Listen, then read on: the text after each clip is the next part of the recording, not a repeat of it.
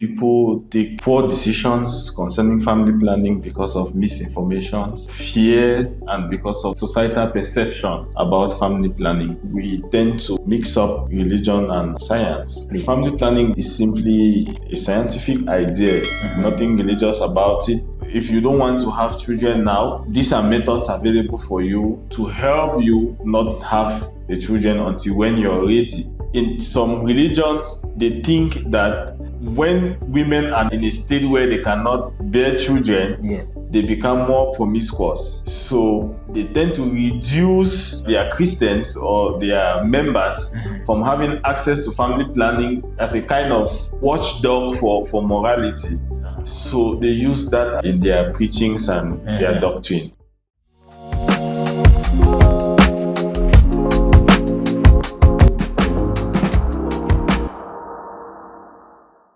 Hello everyone, welcome to another episode of Africa Health Insight. Today's episode, we want to discuss something very pertinent that affects our families, our communities at large. Family planning is an aspect that is accompanied by myths, is accompanied by beliefs, and because of this, it affects our family structures, it affects our communities. And that's why it is important that we have a deeper understanding of what it is, its consequences, and the importance of family planning in society. We are glad to have you again in our platform. We would like you to introduce yourself and walk us through today's conversation. Thank you for having me, Elvis, again. I'm Ebai Clinton, a practicing physician at the Kwendisi Hospital. Thank you. Okay.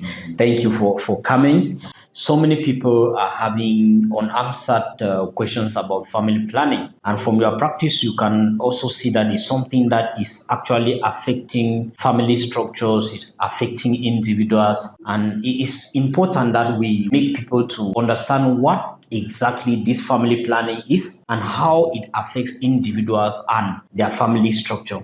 I think over the years of my practice, the major experience and challenge we have had is due to lack of proper education. So people take poor decisions concerning family planning because of misinformation, because of fear, and because of societal perception about family planning. So I'm happy that you have brought this up to give the right information out there so that the population can be informed.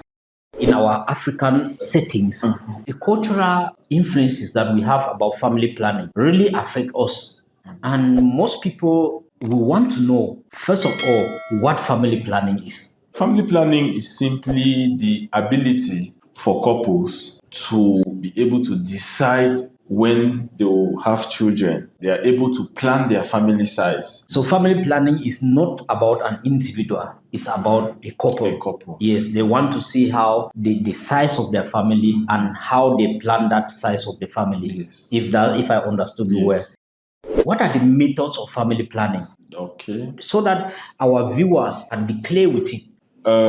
There are many methods of family planning, but I would like to group these methods based on how they function. First of all, we have natural methods. Natural methods simply means that we take advantage of natural occurring circumstances. Then we take advantage of those moments and decide on which of them cannot lead to pregnancy. There is abstinence. Abstinence simply means that there's no sexual intercourse, and we know that babies come when the sexual intercourse and the eggs meet the sperms. So abstinence is simply us just deciding not to have sex. We have calendar methods where we take advantage of the woman's menstrual cycle, considering that there are moments where she's fertile and there are moments where she's not fertile. Okay. We document these moments and we take advantage of the moments that she's not fertile, and we could plan our sexual intercourse at those times so that she doesn't get pregnant. Then another natural method, occurring method, is to take note of when the woman is ovulating, because ovulation is when the body releases the egg. So for some women, they have signs to know when they are ovulating. There could be a raise in basal temperature. We could have some mild pain on the abdomen where the egg is being released. And we could have some clear discharges to identify that the woman is ovulating. The egg is being released in 24 hours. So if there's no sperms 3 days or before or after, we are not going to have pregnancy. Then the second group of family planning that we have is barrier methods. Barrier simply means that we are blocking the natural pathway for sperms to reach the egg. So for this barrier method, there's condoms, male or female condoms. When there's ejaculation, the sperm stays within the condom and is not permitted to go through, both for the male and for the female. Then there's a cervical cap method, this specialized cap where we know the cervix is the doorway into the uterus, that is the womb. We could also have vaginal sponge that could also block the pathway at the level of the vagina into the uterus. Then the next group of family planning we have is hormonal family planning. Hormonal family planning simply means that for a woman to be fertile, there are a series of events that occurs in the body, from building of the egg, from releasing of the egg, and from fertilization of the egg. So all of this is being controlled by hormones. For example, there are hormones that are important to build the egg. There are hormones that are important to release the egg. And there are also hormones that plays a role in the fact that after fertilization, when the egg sits in the uterus, it sits comfortably to be able to mature into a baby. Estrogen or progesterone, those are the key hormones of fertility responsible to build the egg and to ensure that the baby sits comfortably in the uterus. So these hormones come in different forms, and the forms will guarantee the different duration of the action, how long it can stay before you take the next shot.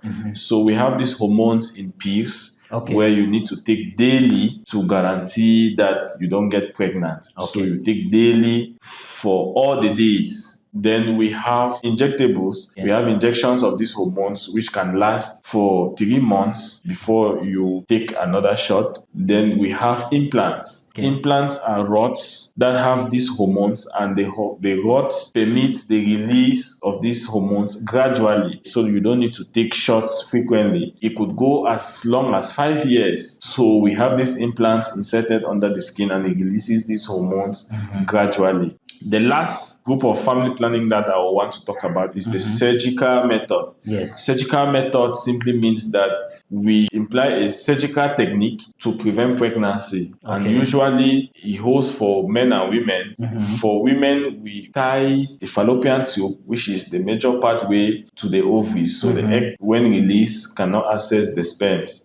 And for men, we have vasectomy. The vast difference is the passage. That's the tube. It connects the testis to the penis, and it carries the sperm from the testis into the penis. So when the vas difference is tight, you have an ejaculate, which means that there will be semen, but there is no sperm inside.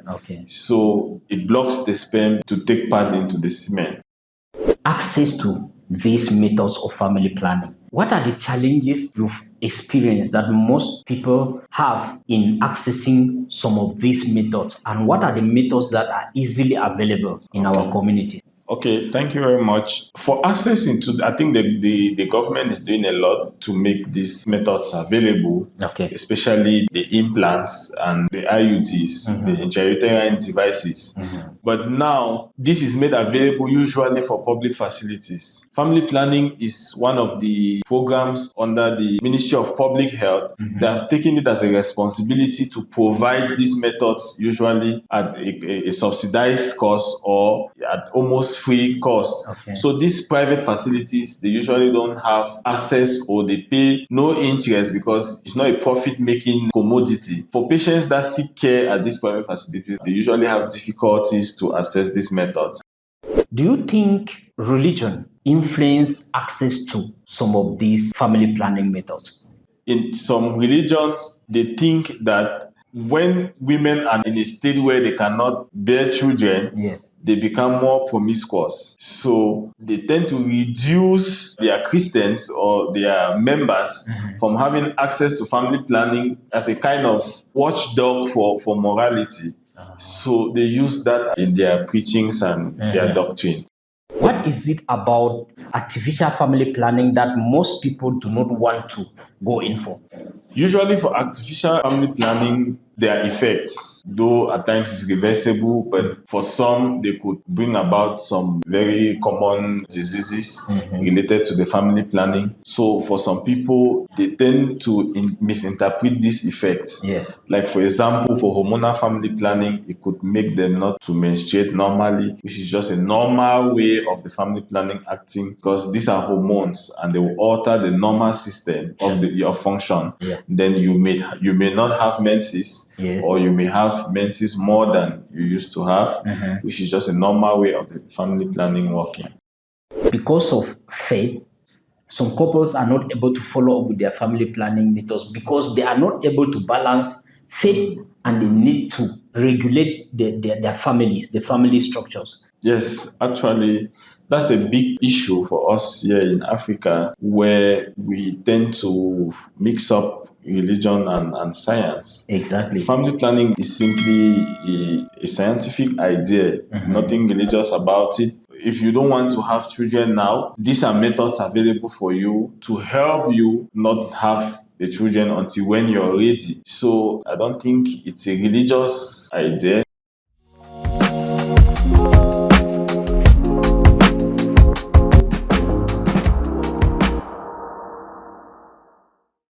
Once more, welcome back to this session. And before we went on break, we were discussing on the different methods of family planning. But I think something that most people want to know is the consequences of each family planning method. Like, what are the benefits of each family planning method, and what are the disadvantages? Maybe you throw more light on that, so that when people opt to take any of the methods, they will know exactly the consequences and they will know the benefits of that method. Okay. For the natural methods, as we earlier divided, the natural methods will not have the challenge of hormonal side effects, because these natural occurring events, we cannot decide on them. And at times we cannot be very effective in noticing when it occurs. The only natural method that is very effective is only sexual abstinence. Yes. Then for the hormonal methods, very, very effective, but the pills, you must take it daily. So the disadvantage for pills is that you must take it daily, hormonal pills. Yes. And the day you don't take it might be the day you get pregnant. It's very effective and it works very well, but you must take it daily. For the disadvantage, since they are hormones, Yes. they will distort the normal cycle for a woman. Yeah. And the things you used to notice normally, you may not notice them again, or you may notice them in an abnormal fashion. Okay. Like your menses may not come, or it may come more than once, or even when it comes, it may be prolonged. Okay. Like if you used to menstruate for 3-4 days, it may even go up to a week. It's just the hormonal disturbances caused by the family planning, but it's not a disease. Yeah. It's not something we should be bothered about, but even though we advise that you should seek medical care so that we review and conclude that it's not a problem. Then for the implants, this is reversible, very effective, and the advantage is that you will not have to be taking pills in very short intervals, and it's also very effective. And since it's a hormonal contraceptive, it could also play on the menstrual cycle. And for some very rare cases, it could also, there are hormonal diseases like ovarian cyst that you could have as a result of the implant, because prolonged exposure to hormonal disturbances could lead to in some very rare cases, some hormonal diseases, tumors, which commonly is ovarian cyst. Okay. For the implant, we have that. For the IUD, you could have it up to 5, 10 years. And the advantage is that it doesn't have any hormonal interaction. The role is it just sits in the uterus and preventing the sperm from accessing the egg. Okay. So for the IUD, you could have it for long and it doesn't cause hormonal disturbances. Though IUD has a disadvantage of that it could harbor infections to lead to pelvic infections. And when there's pelvic infections, it could cause some kind of adhesions. When infection heals in the uterus or the tubes, it could lead to scarring. Okay. And these scars can prevent, eventually, if you remove the family planning, it can prevent the free flow of the fertilized egg to settle into the uterus, and it may settle in places that it's not supposed to settle, like the tubes, leading to an ectopic pregnancy. It's an effect of IUD, though not very common. Okay. So we always encourage women on IUD to not neglect any form of abnormal vaginal discharges. You consult and we give you antibiotics to clean them up early enough. So I think that's a side effect for IUD, which, if not paid attention to, could occur. But I will say that IUD remains one of the safest family planning because it doesn't interact much with the hormones and it doesn't cause symptoms related to hormonal imbalances, because we could also have symptoms like obesity, excessive weight gain because of the hormonal abnormalities that occurs with the hormonal methods. Then for the surgical methods, the benefit is that it's very effective. You can be guaranteed if well done, and the disadvantage is that it's irreversible. Once done, cannot be reversed, but you can be guaranteed that you have the effect. Okay. Thank you for that detailed explanation. I'm sure so many people watching you, they've known the different methods of family planning, they've known the benefits and the disadvantages. But somebody will want to know, if maybe one of our members of the community just come to you and say, okay, doctor, I want you to counsel me on this family planning. What will you opt for? Are there some criteria on what type of family method to choose? What helps you or what guides you to say, okay, madam, I'll prefer that you go in for this one or go in for this one? Okay, very, very important in the practice of family planning in our settings. That is why we always recommend that family planning should be given by professionals. Okay. So that people understand the effects and they understand everything. First, if somebody approach a professional for family planning, the first thing you want to do is you want to know the duration of the family planning. We want to know if is an existing situation already, health condition already, that contradicts the methods available. For example, if somebody who is diabetic will not advise hormonal methods because the hormonal methods would maybe make the diabetes worse, or it could make a situation where there is weight gain, which plays in addition to the diabetes to complicate it. So a professional would do all this review and would advise the best methods for you, explaining the effects, the advantage and the disadvantage. Then we always give rooms for our clients to choose after we have given them enough information and the best options for them. We consider the duration of the family planning, we consider existing health condition, and we also consider the desire to maintain a certain body weight, because some methods have as effect of weight gain, the desire to maintain a normal cycle, because for some women, so there are some occupations where maybe if you have an abnormal flow, it may disturb. After explaining all that, we give the opportunity for the client to choose which one will be best. Break, we were discussing on the benefits, the challenges, and the consequences of taking family planning methods, as you elaborated on the different family planning methods. But something that harbors in our communities is the misconceptions. There are a lot of myths that people harbor in the communities about family planning. I don't know, have you been able to witness or to live some of these myths, some of these, and how do we debunk, how do we do away with these misconceptions or myths about family planning? Thank you very much, Elvis, for this very important question. The myth of family planning comes as a result of the fact that our local population, they don't understand the science behind it. They think that is irreversible. Okay. But family planning is totally a reversible procedure. Okay, except for the surgical method. So the hormonal method is reversible once you stop the family planning. Some 1 or 2 cases may occur where you may have challenges after using family planning, but it's usually not as a result of the family planning. But these situations in the community could be misinterpreted because even in cases where they have never used family planning before, they could have subfertility and infertility. So you could still have a situation of infertility after using a family planning, which is not related to the family planning. Yes. So we want to debunk this idea of the fact that family planning is an irreversible process. It's completely reversible. Okay. Then another myth of family planning that we have is that family planning doesn't prevent sexually transmissible infections. Except for the condoms. Okay. If you take hormones, you are not able to conceive. It will not prevent you from STIs. We know sexually transmitted infections. Okay. So that's a myth that we are clearing it up now. That family planning doesn't prevent you from having those infections, sexually transmitted infections. And another myth is that the symptoms that you have from family planning is not a disease. It's just an effect. At times, if you don't have those symptoms, it means it's not working properly on you. You need to have those symptoms so that the end effect is that you don't have undesired pregnancy.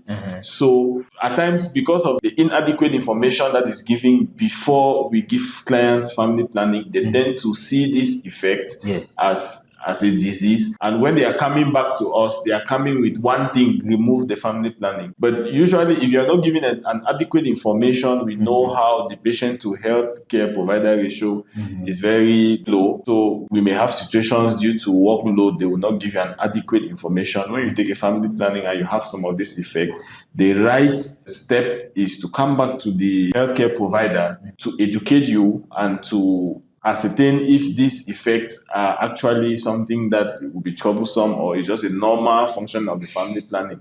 Because what occurs in our community is that when clients take family planning and they have this effect, they come with an idea that this is a problem, and when they go back, they discourage others using themselves as an example. And you know how strong that could be, where you have experienced something firsthand and you're telling another person of what they have experienced. It discourages the person, and at the end of the day, they are faced with worse complications of unwanted pregnancies and abortions, complications of abortions, unsafe abortions, and all the like. So effects of family planning occurs, but at times could be normal effects. It's a normal way of functioning because there's a normal pattern in which the family planning is going to distort, and the body responding could give you some unwanted effects or could give you some abnormal symptoms of which is not very problematic. It could be concerning if your symptoms are overwhelming, like you're having long flow, a very heavy flow, maybe your job or cannot permit you to have. But that could prompt you to stop the family planning, but not because of the fact that it is problematic. Yes, so that's a myth that we want to debunk. Yes, do away with it. What can you tell our sisters, our brothers, the community about this? Some last words about family planning.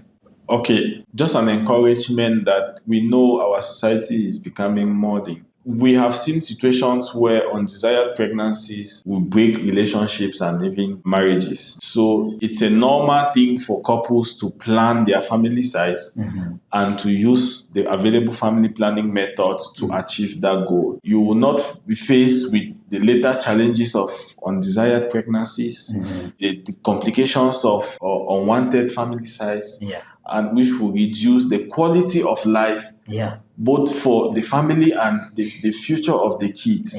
We know the challenges that come to give a single child a quality future.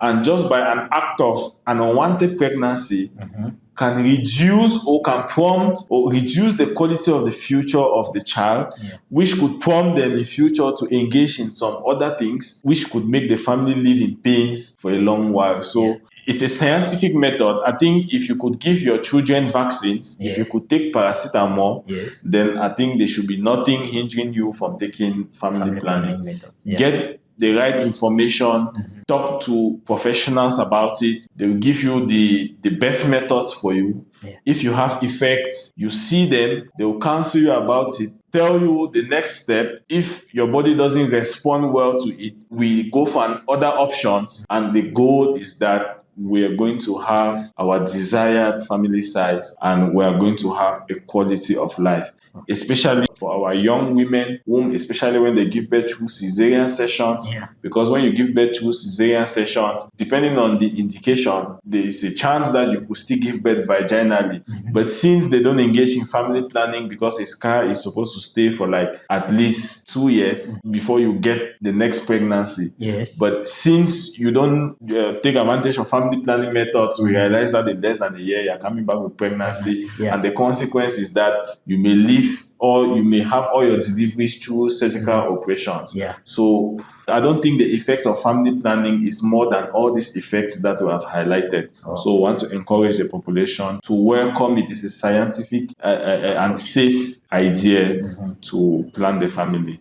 Thank you for that explanation. That information that you are giving is very vital for the choices that our brothers and sisters they make on their daily lives. Please, if you've been experiencing some side effects or you are wondering the type of family planning method to choose, you always, as usual, we have in the comment section, you tell us, do you have a problem deciding on which family planning method to choose?